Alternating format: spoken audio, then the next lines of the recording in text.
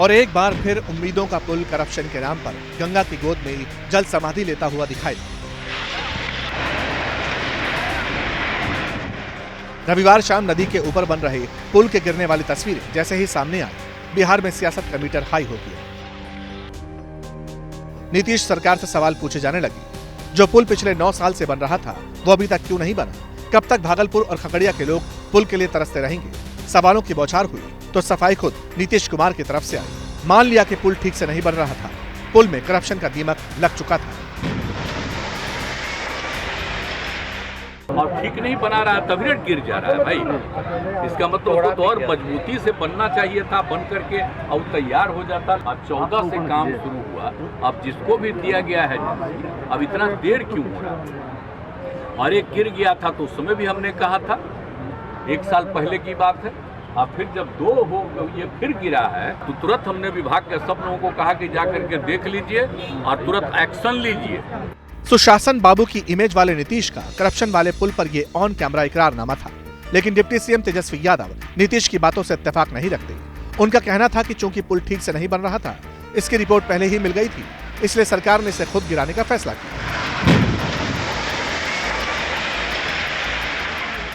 जब पहली बार ये घटना हुई थी, जब हम नेता विरोधी दल थे, तो उस समय जो सेगमेंट जो टूटा था उसको लेकर के हम सब लोग आशंका में थे, शक में थे कि भाई इसकी पूरी तरीके से चाहे स्पैन हो, स्ट्रक्चरल हो, सारे सेगमेंट्स की जो है हम लोग जांच करा लें, उसके बाद जो हम लोग कोई कदम उठाएं।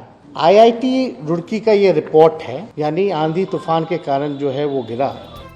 अब पुल को करप्शन ने गिराया या गड़बड़ी की वजह से खुद सरकार ने इसे गिरा दिया, इस पर सीएम और डिप्टी सीएम एक पेज पर नहीं है, लेकिन इतना जरूर है कि पुल गिरने पर बीजेपी हमलावर है। करप्शन के नाम पर नीतीश सरकार पर तीखे हमले हो रहे हैं।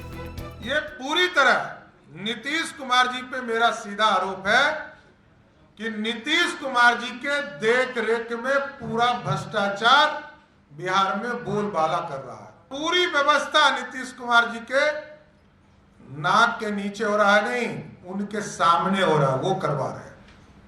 ये पूरा भ्रष्टाचार नीतीश जी के चलते हो। 1710 करोड़ की लागत वाला ये पुल बीते 9 साल से बन रहा था। बीते साल आंधी तूफान की वजह से इसका एक हिस्सा गिर गया। हालांकि इस बार 3 किलोमीटर लंबे इस पुल का 80% काम पूरा हो चुका था।